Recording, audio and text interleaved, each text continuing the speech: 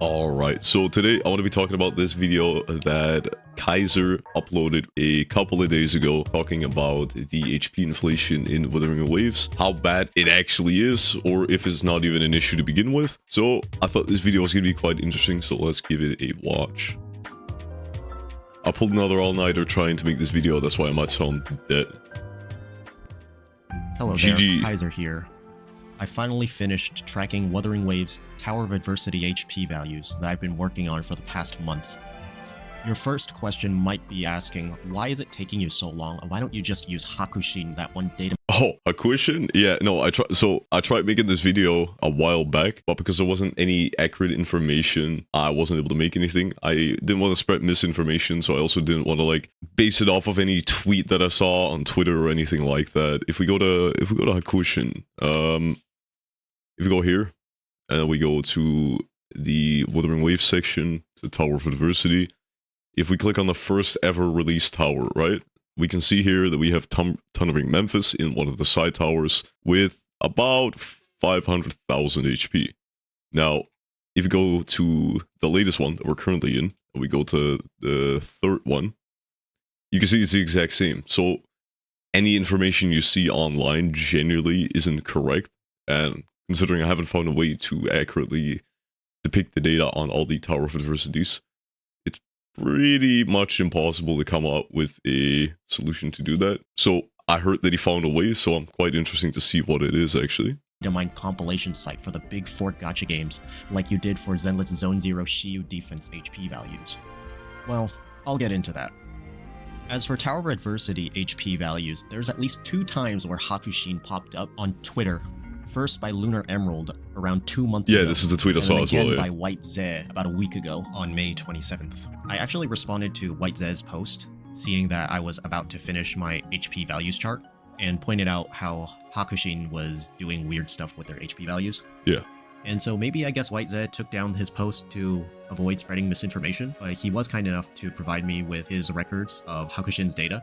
So I might compare how Hakushin's base values compare to live server values in a future update. Oh, and that one joke chart that was shared on St. Thomas's stream by one of— What the fuck is this bullshit? I mean, we've had Tower of Adversities where the damage went like lower, right, to make it easier, because a lot of people were complaining that some of the Tower of Adversities were way too hard. Around, I think it's 1.2-ish. So this already tells that it's bullshit. One of his hate watchers. But Hakushin isn't accurate with those numbers. What I think is that they are base values, and then there is a file that modifies enemy HP values based on the kind of content you will fight them in. That being said, I spent the greater part of the last month taking screenshots of HP bars of current and past TOA clears, dumping them in Photoshop, pulling out the ruler tool, and using that to count pixels based on the amount of damage. Holy fuck, this must have took a long ass time to make. That was dealt to the enemy. And holy shit, there are so many HP bars. I did the same thing for Zenless Zone Zero on one occasion. Well, let's just say it wasn't a good experience. Yeah, the HP bar Zenless Zone Zero shakes, HP right? bars wobble inside the UI casing. Not to mention the design of the casing is slanted and it's not really clear where the HP bar ends. That being said, the number that I had measured from a kind Zenless Zone Zero player on the St. Thomas server that provided me a clip, let's just say that counting the numbers was difficult. Measuring the HP bar was difficult. I'd honestly just wish that all of these games would just, like, you know, when you're trying to clear Tower of Adversity, Memory of Chaos, that it just shows the HP value before you start the combat in any way. That would make this a lot easier. And I don't think I'm going to be verifying all of the ZZZ values, because I can't really expect anyone to not sweat on the game and take a break to let the HP bar wobble around so I can find a good frame to start measuring from. Understandable. Even then, the number that I measured out was quite close to what Hakushin had, so I'll continue trusting Hakushin with Zenless Zone Zero for now. Wait, so why do they do it accurately for ZZZ but not for Wuthering Waves? That just doesn't make any sense, though. Anyways, I got this pixel measurement technique from my time in Destiny 2. Destiny 2. I miss well skating.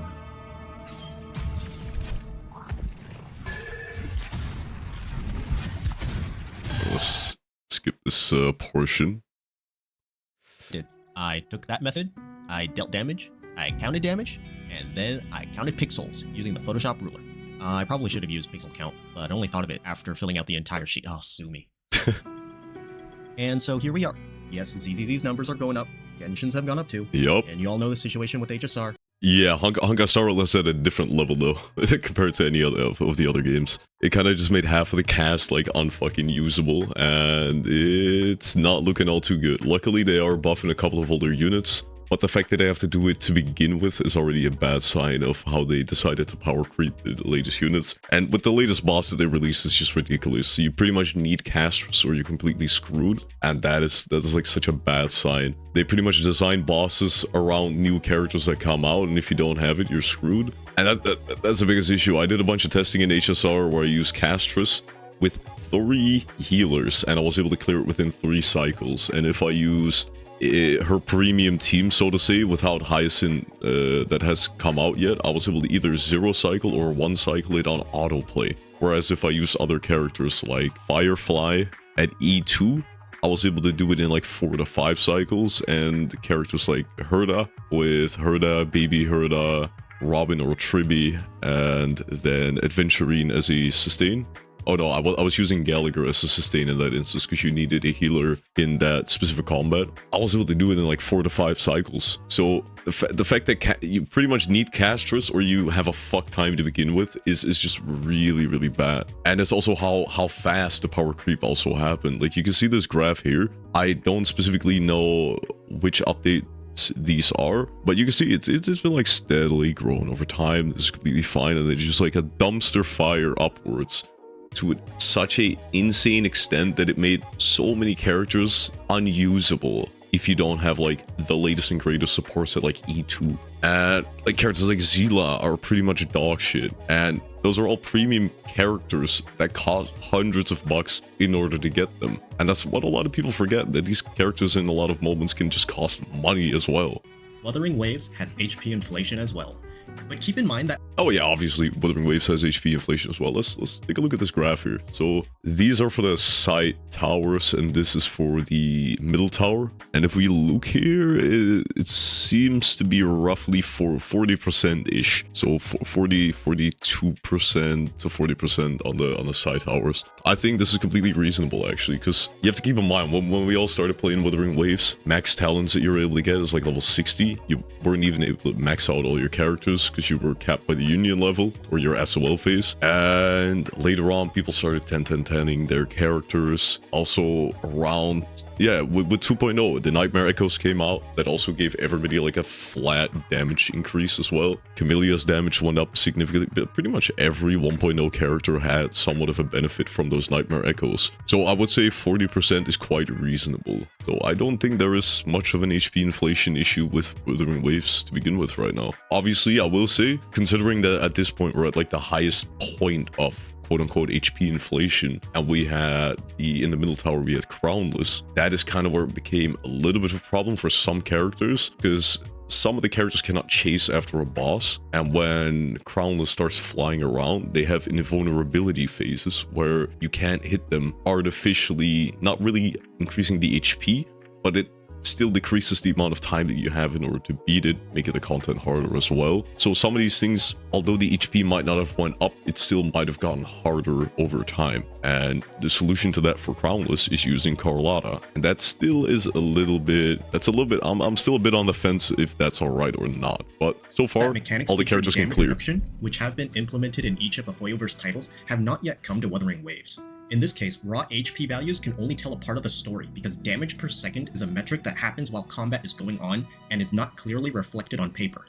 I don't know whether it's necessary for me to say this, but damage reduction, defense increase, invulnerability phases, whatever you want to call it, is just another word for HP inflation. I'm so thankful he also mentions that, because that's also what I just tried to say with like the Crownless analogy that I used before. It is a very similar thing.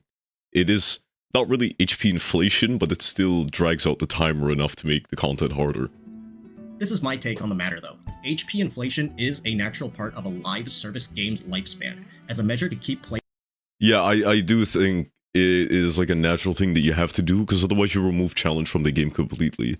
I've had it with Genshin for like the longest time that I had zero reason to pull for any new characters, and eventually the challenge got removed from the Spiral Abyss specifically, and gave me like zero reason to further progress min-max artifacts or try to get new units. It completely made me disinterested in all those game modes, and eventually I stopped playing the game because of that reason. So I think adding a little bit of HP inflation over time is definitely a good thing, to a certain extent though. Measure to keep players engaged with a challenge as they acquire new characters and or better gear.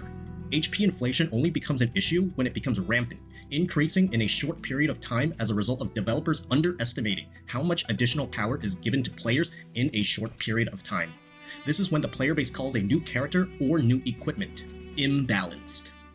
True. Having said that, with the way Kuro does their balancing and testing, Wuthering Waves' first limited character, our general Yeah, you can GN, still comfortably clear. handedly stomp tower, and he doesn't even have his premium sub DPS yet. Yeah, he's using a 4-star, and as you can see, he has like 40 seconds left on the timer. So Perhaps this may incentivize Hoyoverse content creators to showcase past limited characters for team lineups, tackle the endgame, and see if they are still able to clear at C0, E0, M0, and with a base rank signature or two. if you use 1.0x characters, then no, you're pretty much screwed. You need a lot of new buffers in order to do that, 100%. I only include this restriction because much of the player base does not spend money or are monthly sub only, and it's in their best prolonged enjoyment to not pull past the initial copy of a character, and I expect fewer players to have signatures in the first place due to the non-guarantee nature of signature weapons in the Hoyoverse titles. Because if older characters aren't able to clear the endgame anymore, probably less of an HP inflation value and more of a feature creep issue, because Hoyo seems to have a penchant for creating a conundrum Yeah, it's the for boss I was players and talking then about selling them earlier. the solution. Sure, one can make the argument that these mechanics can still be bypassed without having to use the shield characters, but it's still a pain in the ass to do so. Compare this with Yeah, they can, but it just becomes, indeed, as you said, like a pain in the ass to do. Wuthering Waves, where they first suggest using counter special move echoes, which all characters are capable of equipping, and even the Sentry construct, which goes cocoon mode to recover vibration strength, and all characters have access to the grapple hook to swing behind it to knock it out. But yeah, that's pretty much it. Wuba's HP inflation has gone up about 40-ish% over the past year, and a certain first limited character can still clear the game even without his premium sub DPS. So I think Wuba is in a pretty good spot in terms of how endgame is being balanced and how character kits are being balanced. But maybe we'll see in the second generation of Wuthering Waves main damage dealers, because those sub DPS outro buffs do look really high. Yeah, the latest characters that have come out recently have been really, really strong, and if they started balancing the game around those specific things, then we might, the story might be different. But so far, if indeed it's only 40%, it's not that big of a deal. I will also say that with Honkai Star Rail, the first year was completely fine in terms of the amount of HP inflation we had. It only started becoming a really big issue around towards like halfway of 2.0 to the current situation that we're in right now. High. But yeah, that'll be it for me. I'll stick with Kuro a bit longer. We're getting a good amount of content in 2.4. Alright, yo, great video. I'll leave a link in the description to his channel, so make sure you subscribe to him as well. Also, like the video if you enjoy it, and let me know a comment. Do you think 40% is reasonable or not? And try to just give your opinion on that. I wanna see a little bit of a discussion in the comments. And yeah, that was it for today's video. So catch you guys later. Take care.